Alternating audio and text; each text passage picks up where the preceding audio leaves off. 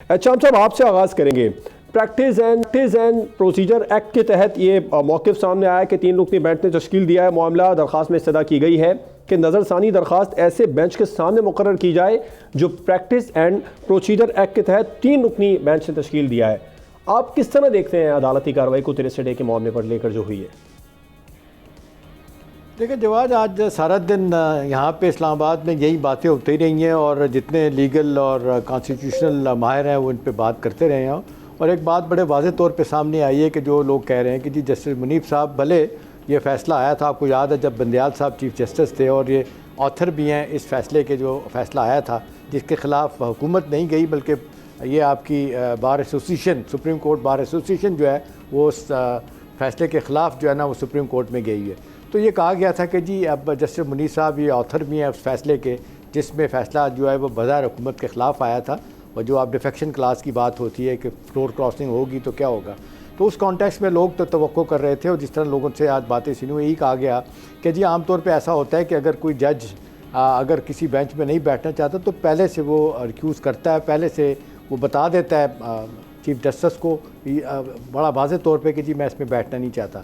आज जबकि हेयरिंग आपने देखा कि इसकी रखी गई थी बड़े दिनों के बाद और ये तवक्को की जा रही थी कि जनाब जस्टिस मुनीब साहब इसमें आएंगे, वो उन्होंने बड़ा जिस तरीके से माज़रत की और ये भी कहा कि जी मैं इसका हिस्सा हूँ और मैं इसका ये भी मतलब नहीं कि मैं नहीं बैठूँगा। कल वो आएंगे, कुछ लोगों का ख्याल है आएंगे, जो इतलात यहाँ पे सुप्रीम कोर्ट के हवाले से अंदर से ख़बरें आती हैं वो यही कि जी आएंगे तो शायद आके अपनी बात करके चले जाएंगे, क्योंकि वो मानने के लिए तैयार ही नहीं है कि प्रैक्टिस एंड प्रोसीजर जो कमेटी है उसको वो मानने के लिए तैयार नहीं है, लिहाजा वो इस पर नहीं आएंगे। लेकिन सवाल यही है कि जी मामले को फिर खटाई में डाला जाएगा, लेट किया जाएगा, क्या होगा। और दूसरी बात ये हो रही है जवाद के अब हमारे बाकी अदारे तो पोलिटिसाइज़ हैं और माज़रत के साथ अब सुप्रीम कोर्ट भी पोलिटिसाइज़ जिस अंदाज से हो रही है, ये तो मेरा ख्याल है सब लोगों के लिए एक परेशानी है कि पोलराइज्ड भी है, डिवाइडेड भी है। इस अंदाज में एक बहुत ही गलत मैसेज आम आदमी को जाता है कि जी आम आदमी के मसाइल हल नहीं हो रहे, सियासी जमातों की बातें जो होती हैं उनके केसेस लेके जाए जाते हैं, इसी हवाले से बात होती है कि जी कहानी अदालत बननी चाहिए। तो मेरा अपना ख्याल है कि इस हवाले से जिस अंदाज से यहाँ पे आज इस्लामाबाद में बातें हुई हैं जैसे मुनीब के हवाले से, तो लोग यही कह रहे हैं कि जी वो तो इसका असर नहीं बनेंगे क्योंकि वो एक दूसरे ग्रुप से ताल्लुक़ रखते हैं, वो तो काजी ईसा फायज़ के ग्रुप के ख़िलाफ़ है। लेकिन यही है कि कल ये वाज़ेह कर दिया है, जो ख़त लिखा है उसमें उन्होंने कहा है कि इसको बदनीयती ना समझा जाए। देखिए अब इस तरह आप कहने से तो बात नहीं बनेगी ना। अब देखें ना चीफ जस्टिस साहब क्या कह रहे हैं, वो कहते हैं कि जी खत लिख के तो बात नहीं बनती ना, आपको यहाँ अदालत में आके अपना नुक्ता नज़र देना चाहिए था।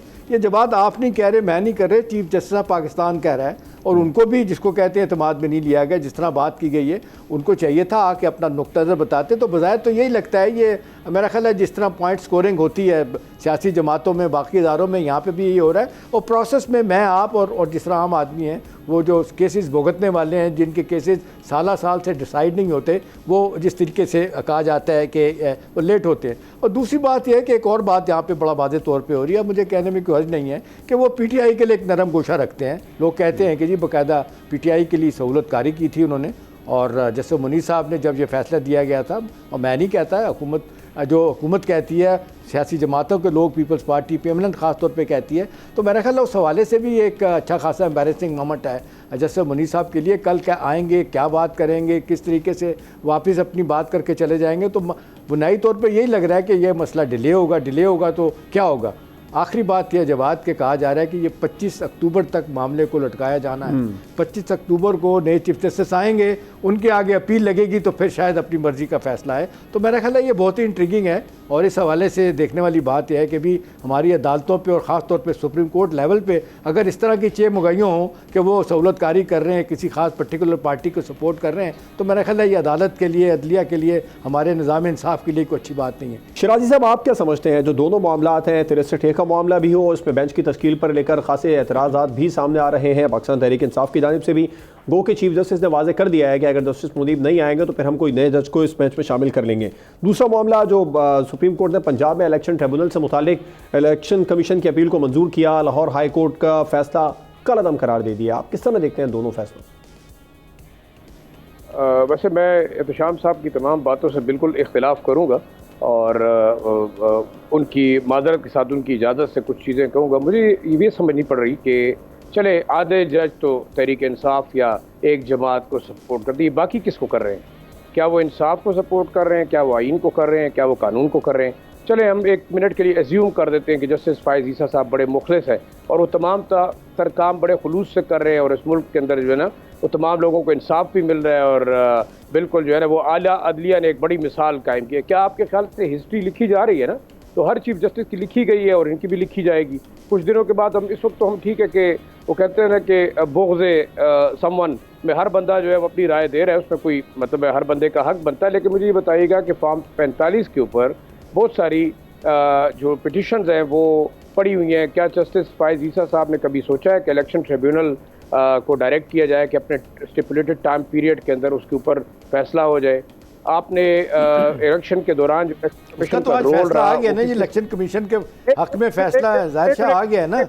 वो तो यही फैसला आया ना कि 5 जजों ने मुश्तरका तौर पे मुत्तफ़िका तौर पे फैसला दिया है कि इलेक्शन एक्ट 140 के तहत जो है ना ये आप नहीं कर सकते, इलेक्शन कमीशन का प्रोरोगेटिव है, वो ट्रिब्यूनल मुकर्रर करेगा। जी हाँ साहब एक सर प्लीज मुझे बोलते दीजिए। एक अभी जो फायज़ ईसा साहब कर रहे हैं, क्या जो जस्टिस मुनीब पढ़े लिखे आदमी होंगे, कानून पढ़ा है, वो कह रहे हैं कि जी आर्टिकल 143 की खिलाफ वर्जी कर रहे हैं, कर नहीं सकते। दूसरा जो आप इस बेंच के अंदर एक वो कहते हैं ना कि एडिशनल जज को जो शामिल कर रहे हैं मियां खेल साहब को, मेरे ख्याल में उनका राइट नहीं बनता कि उसको शामिल किया जाए। अब तो देखें ये तो कानूनी तोजी तो मेरे ख्याल में वो कानूनदान देंगे, हम तो आम ले मैन की बात करें, एनालाइज कर रहे हैं कि अच्छा है बुरा है। अब मैं ये नहीं समझता कि आया आज तक इलेक्शन ट्रिब्यूनल ने क्यों नहीं सुने केसेस और क्यों डिले किया गया। अब अक्टूबर 25 के बाद क्या होगा?